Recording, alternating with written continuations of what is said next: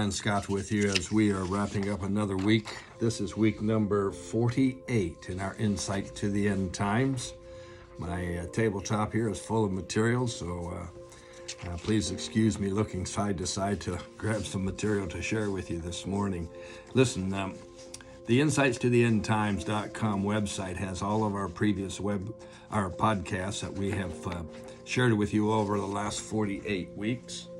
And we started out back in March of 2022 to share some of the Bible verses that talk about these end days. And then we expanded that to look at some of the events in our world that are occurring that would talk to us about these end days. And you realize in this short period of time, we have seen so many things happen that it's just absolutely unbelievable. It's just unbelievable. Just in recent days, we have seen two massive earthquakes back to back, a 7.8 and a 7.5 Richter scale earthquakes hit southern Turkey and neighboring Syria with such devastation. It has destroyed multitudes of buildings. Somewhere in the vicinity, over 4,000 buildings have absolutely been demolished.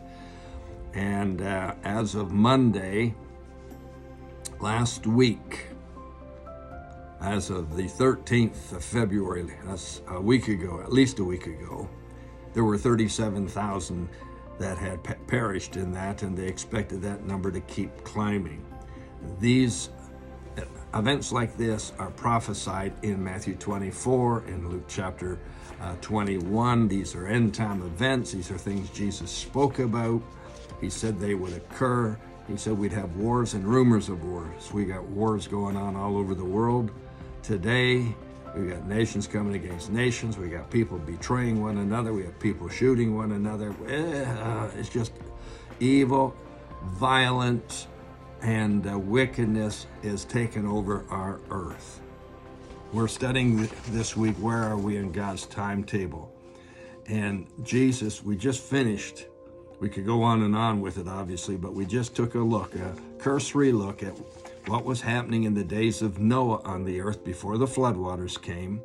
And in that situation, we found things like evil thoughts continually, violence, corruption, and wickedness. And only one family was considered righteous. That was Noah's family, 8 of them. Only 8 people survived the flood. Unbelievable. I can hardly grasp that. Then we got over to Lot over in Sodom. And you know, those cities, Sodom and Gomorrah, extremely evil. Abraham negotiated with God to spare 10 righteous people. As it turns out, Lot and his 2 virgin daughters were the only ones to escape. 3 out of his family of 8. So the number dropped from 8 in Noah's day, 8 out of 8, down to 3 out of 8. That's a decline. Bad news.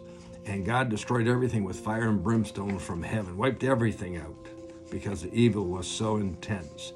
Folks, we're living in a Sodom and Gomorrah world today. In fact, I think we far have exceeded the state of affairs in Sodom and Gomorrah. People in those days paid no attention to God. They paid no attention to his ways, his principles, any of that. They just ignored it. They were oblivious to it. They were just carrying on life as if nothing made any difference. Do you know it took 100 years for Noah to build that ark? It was massive. There's a replica of the ark in the States, down in, if I'm not mistaken, just south of Cincinnati, Ohio, in Kentucky. And it is so large. It is so huge. It's massive. It's massive. It's like the size of a football field. It's just absolutely massive. And these people watched this man build this ark for 100 years, probably over 100 years. And it didn't move them to make a change in their life. That's hard to believe. It's just hard to believe. But today people are so self-centered and so self-absorbed that if there's a bridge out over a raging waterway and the bridge has been wiped out and they're driving along and we put up roadblocks and barriers and say road out, closed, etc., they'll still go around those signs and keep driving. They're indifferent to being advised or warned. Where's their focus? It's on the wrong areas. We're seeing signs of corruption and evil thoughts and violence and wickedness in our society everywhere we turn. It's in every aspect of life, from the smallest to the highest. And I don't want to get into all those issues today because it's just so bad. It's so disturbing. It's so disturbing. Hallelujah. Now, Jesus said, I'm going to build my church and the gates of hell will not prevail against it. That gives us great comfort. But in our society today, the numbers tell us that we're going in the wrong direction.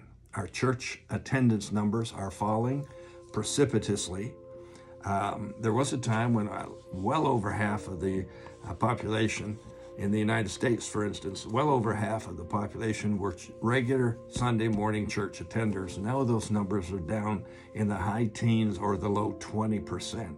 And that's only based on attending church once a month. It is just unbelievable how things have gone downhill, contrary to the scriptures. It's just unbelievable. Let me give you a couple of quick stats here before we close today. 30% of Christian believers today now believe in reincarnation. Really? Give me a break.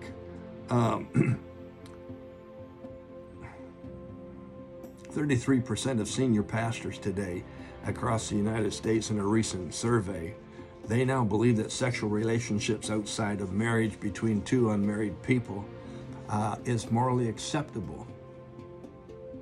That's contrary to the scriptures, black and white.